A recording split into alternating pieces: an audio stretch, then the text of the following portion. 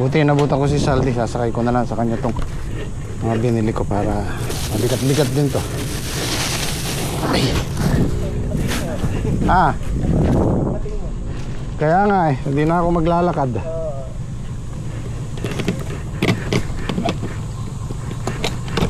Bumili ko ng foliar. Tapos pataba na sitaw ni Lucky. Buti nabutan kita. Mahaba-haba ang bitan. Oo. May nasa 20 kilos din yan.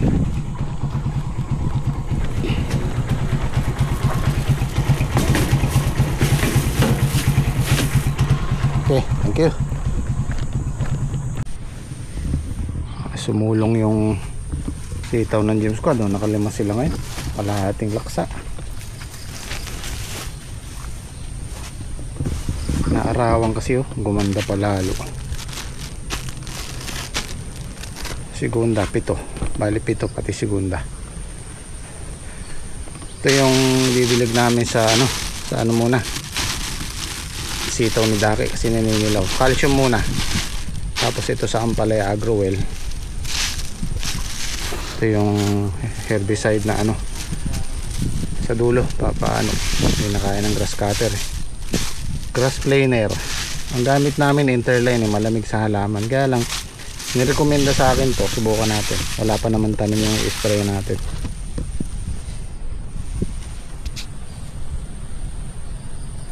Mas mura to, 4 liters 1.1 lang. Ay yung binibili kong Interline sa 800 plus yun, isang litro. So laking menos dito. Alalaan natin kung maganda naman siya sa damo. Marami kasing herbicide na iba-ibang damo lang yung pinapatay, hindi lahat. 6:30 palabas ako ng bahay. Mahambon. Sabi ko yari na naman. Hindi na totoo yung sinasabi ng Pag-asa. Sabi mag-aaraw na daw ngayong Huwebes Andiyan naman si Haring Araw, kaya lang may kasamang kulimlim.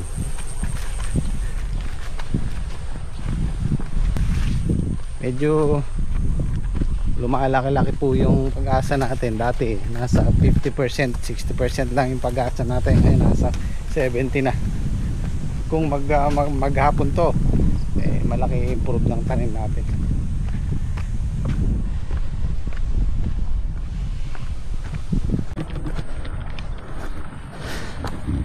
Ano kaya to? Ay, nadali ko nung isang araw, di pa magaling Ay, ganda ng bunga ngayon Ganda Opo. Oh.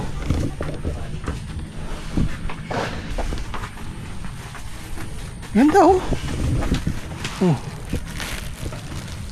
Ang klase talaga si Talia.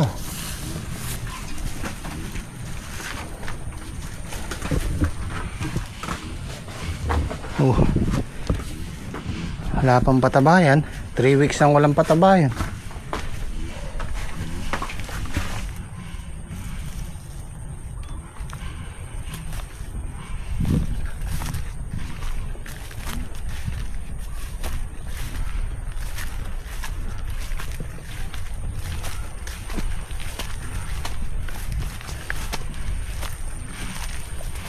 Gumanda yung talbos sikatan ng araw. Sana sumulong. Gumanda pa yung bunga baka talaga Talia. Kaya lang meron na tayo nakakuhang paunti-unting may tusok ganyan.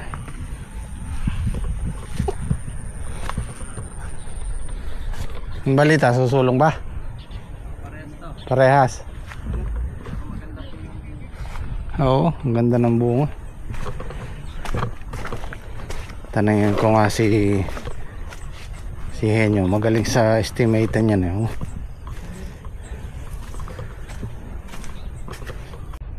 Yan Okay, may tala akong blade. Ay, gumanda pa yung bunga Gumanda pa yung talbos Oo nga. Nasa talbos ang buhay niyan. Ayan, baka makapag-spray tayo ng foliar. Susulong kaya nyo, paparehas lang? Susulong. Okay. Ang ganda nga eh, nakita ko eh. Oh.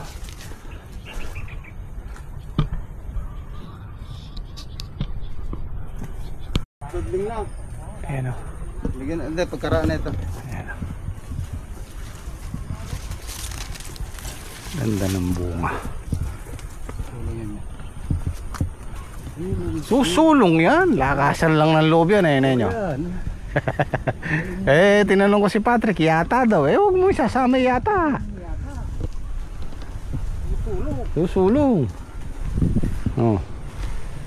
Meron kaming in-spray na ano dyan na anti-crack. Yan o, ganda.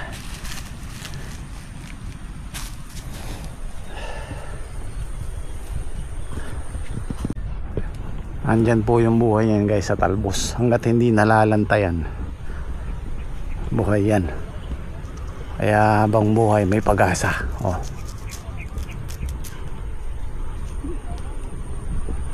Kung pagbibigyan tayo ng kahit 3 days lang maaraw. Ano, medyo gumanda yung talbos nung isang araw. Kahapon lang. Pati talbos niya madilaw. Ngayon nakatingala na oh. Oh.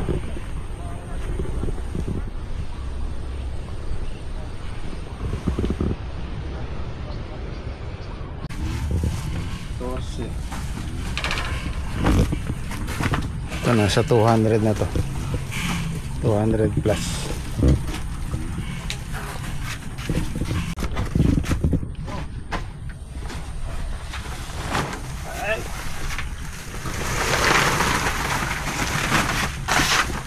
Ayan, green alpha na yan. Medyo maliliit. Ito green alpha na to. Ayan o, talia to tsaka yung green alpha. Ito segunda na lang to. Hindi na pwedeng good.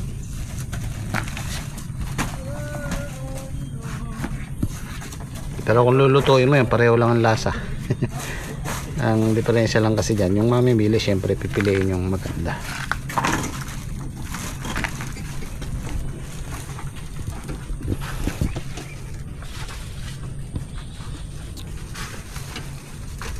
Halos nasa ano na to, itong nauna na to nasa 280 kilos. Wala ako tinanong ko na ba?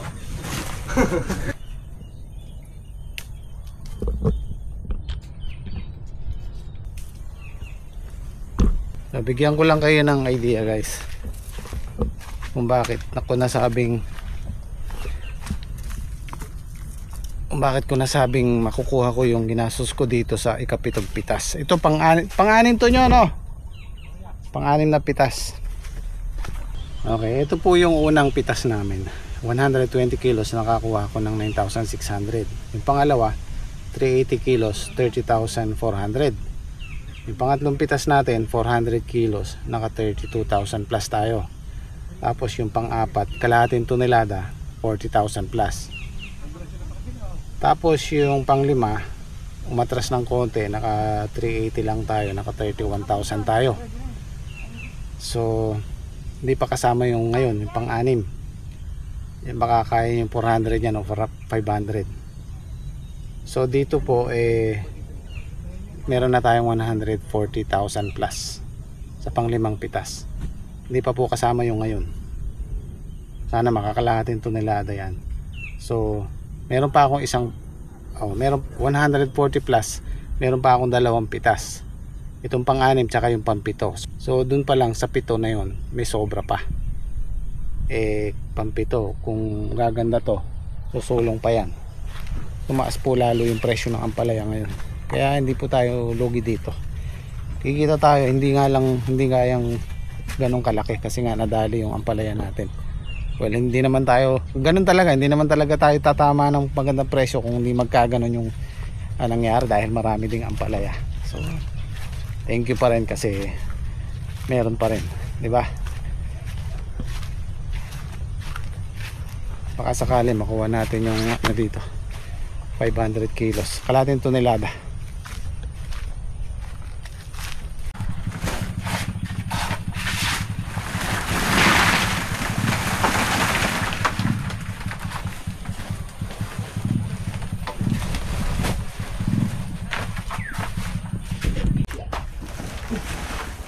Wala, hinako dyan na, tanat.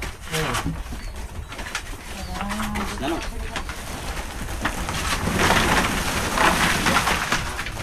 Walang habol. Pero pa isa yan.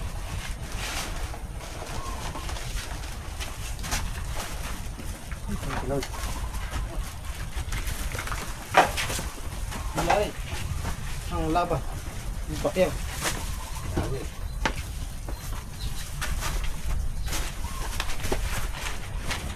Puntahan niya rin yung wala na payang. Pabili. Una mo na pare. Kahit 30 ano? Kaya ya. 30, 300, saka 20 to kanina, 520 yung good natin. 520 yung good. Ilan yung 6, 8, 10, 12, Saka 14, 16, 18, 20, 220. O diba? 740 lahat. Hello. 740. Ang pinakamataas naming pitas dito 800 kilos. Imagine nyo guys kung well, nagkamali tayo doon, puntalia to lahat. Daming ampalaya niyan.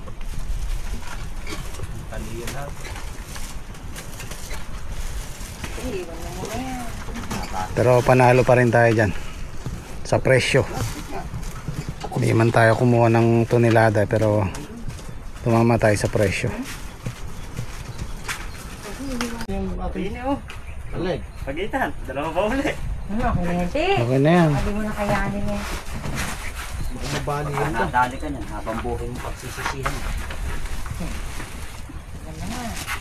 Sakap. 90 kilos yun. Dala nila na yun. Natin ka daw 400. Sumunang di bumalik eh, de sige. Hirap kasi dyan pag Dito ba naman? matatapilok ka. Hindi.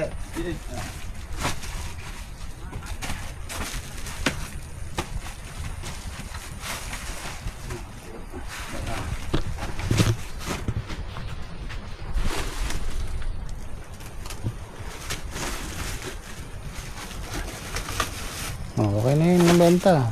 90. 90 kilos. Naintindihan. Yan. Masyado ka mainit eh. Aga. Teka. Malakad na agad. Kaya pala yung isang daan eh. Pang 100 nga yan, kaya lang tama na yung 90. Hindi. Dapat naman sa daan eh. Yan.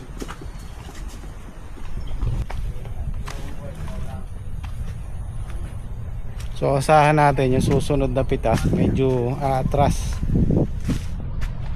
Palipas tayo ng isang pitas. Balik sa dati yan kasi maraming maliliit. Pero yung pang 7 pitas medyo atras.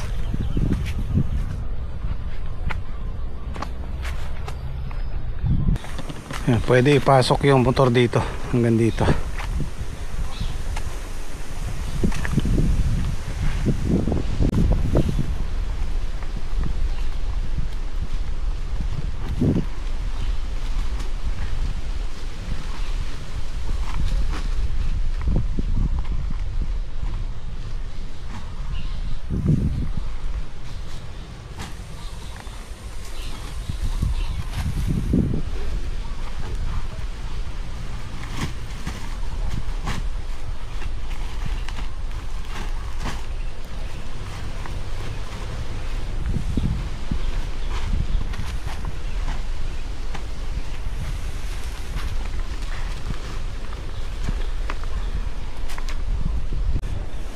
Ito yung pinaka nalanta naming palaya. Ito yung Green Alpha.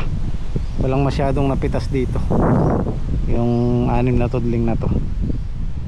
6 hanggang 7 tudling.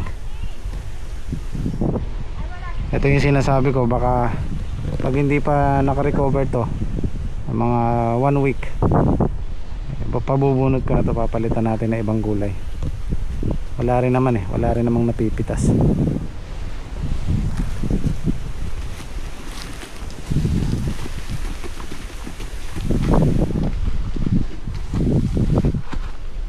Isang balik na lang yan. Pwede na lang ang pungakot nila.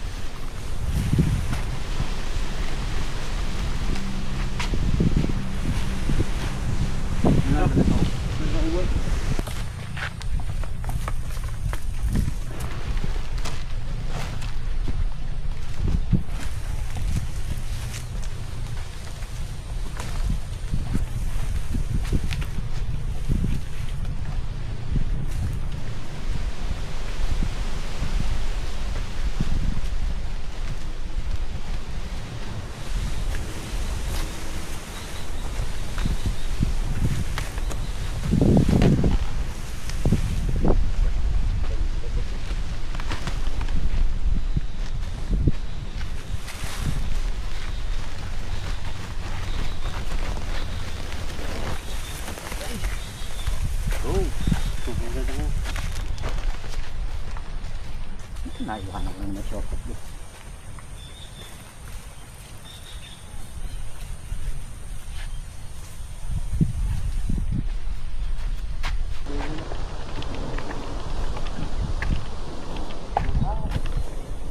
Nako. May higad. Out. Okay na. Kasi yan, sa kamote. Pagka naman kinaamot mo, wala na lumalaki po. Dumadami yan.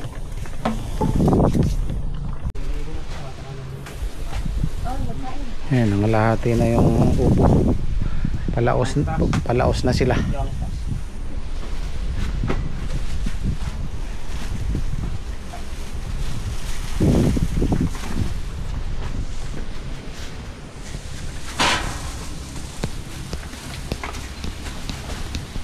Yung upo. Lumiit eh.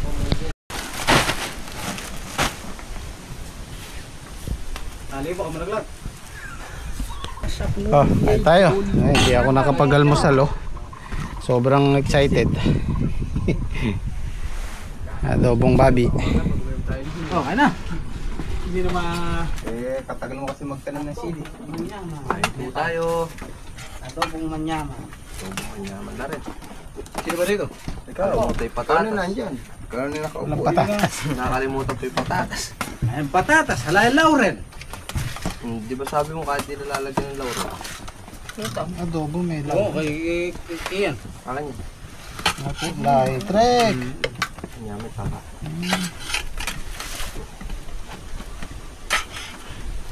Ito maganda to isa. Sawa tayo sa papaya. Chef, maupo ka. Okay.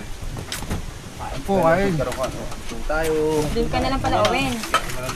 Sabi ka ng Kipatik.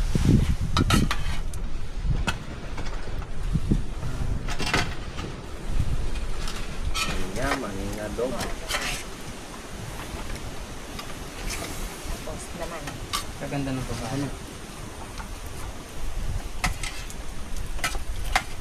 Makapag-almusal sa sobrang Excited. Sumutan niya eh. Kami buti maaga kami nagising kanina. Pag sumusulong kailangan maaga. Nakailang kayo? 6? Oh yeah. 6 yun. Baka naman.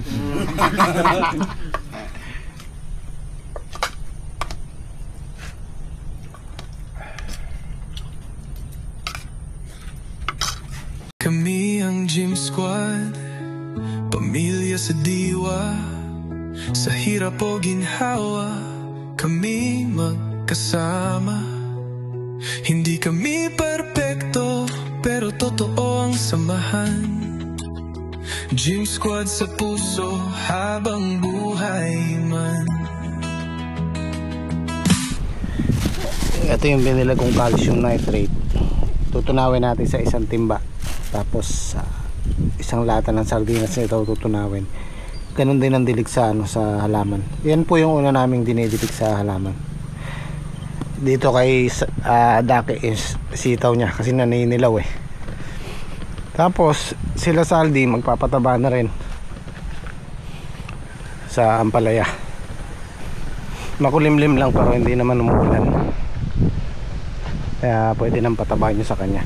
Yung sa amin siguro bukas na lang kasi mag-spray ang Gym Squad. May mga ninira eh, para maalagaan yung mga kasunod na bunga. Mano-mano na lang muna yung dilig nito para mawala yung paninilaw nila. Mga bilang ka ng 2 days 3 days mawawala yung paninilaw niyan. Ay, maganda na yung tubo. Na si Dake mag-i-spray din siya. Sabi ko sa kanila gamitin nila yung power spray para hindi timba-timba. Pwede naman daw, tatsagain. Wala pa naman doon sa dulo. Bukas baka matamna na yun sa dulo na yun para marai-rai tayo sitaw. Grabe presyo ng sitaw ngayon. Mahigit 100 ang tali, yung talong, yung ampalaya. Grabe.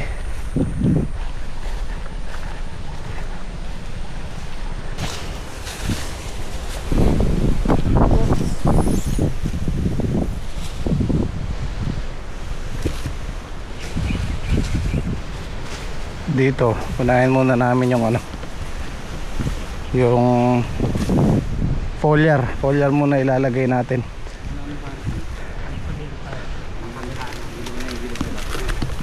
Ito yung gagamitin natin, tapos tsaka na lang natin tuburan ng pataba bukas. Organic fertilizer Agrowell, mura lang po yan, 400 plus.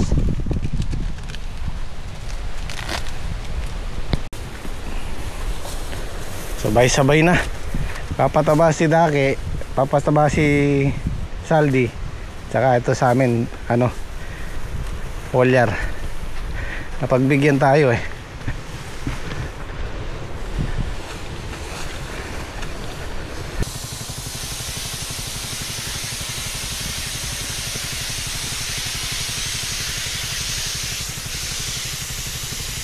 Actually merong nag-aalok sa aking isang farm, isang subscriber po natin. Yan, shoutout po sir, maraming salamat sa pag-aalok.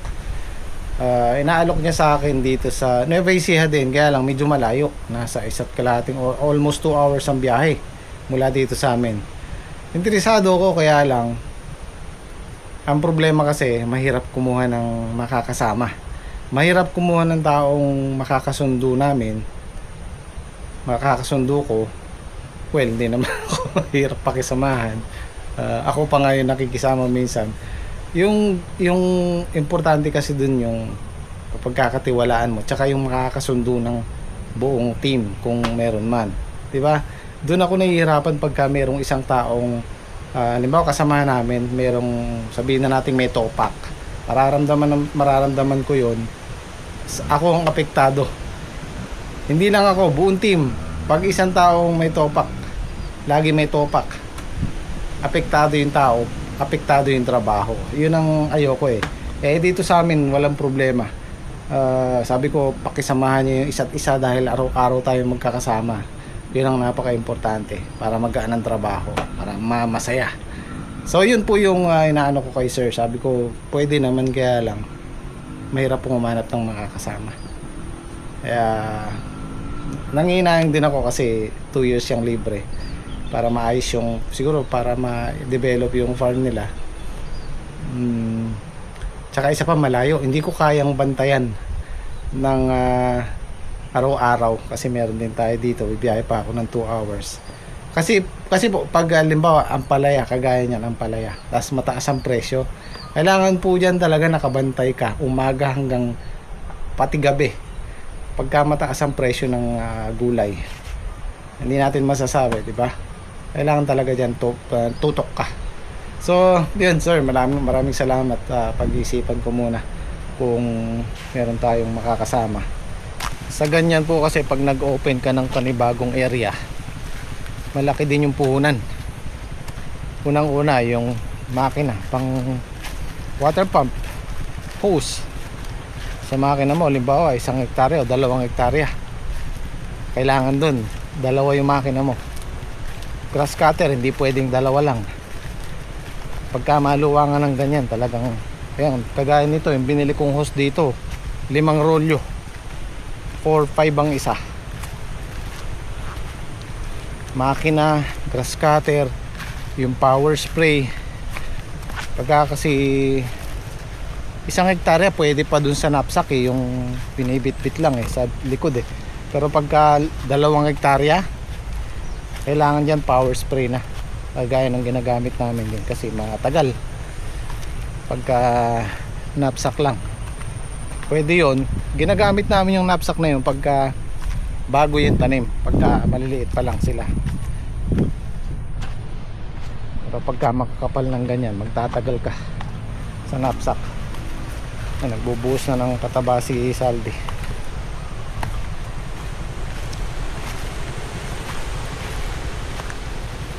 Sabado hahalaw na kami dito, yung mga bungang puno. Hopefully tuloy-tuloy na.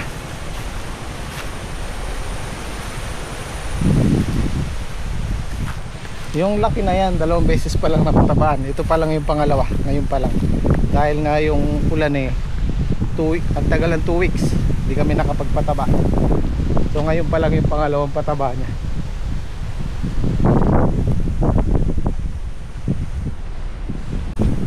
Yan, pag ganyan malakas ang hangin, stress din ng halaman.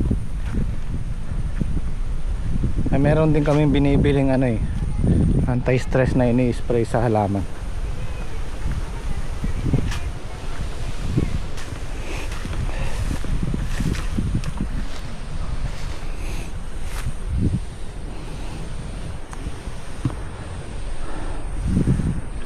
Nakakapa ako, wala nang laman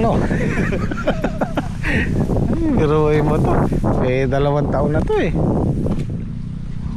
doblehan mo na lang Lalagyan ko lang po. sa bagay, meron namang pangalawang serga ito kasi naglagay kami sa gitna, kaya dumoble yung serga niyan. Hindi pa naman basta-basta babagsak yan kasi ang sitaw hindi naman maglo-load sa taas yan pero isisecure na rin natin to para sigurado. Ayun, nahawakan ko, wala na palang lam. Ayan, madutunaw na yan babaliin na niya yan.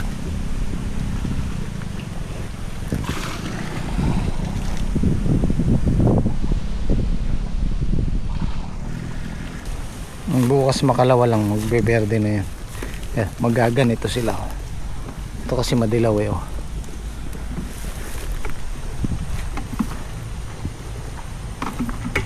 may sad-sad.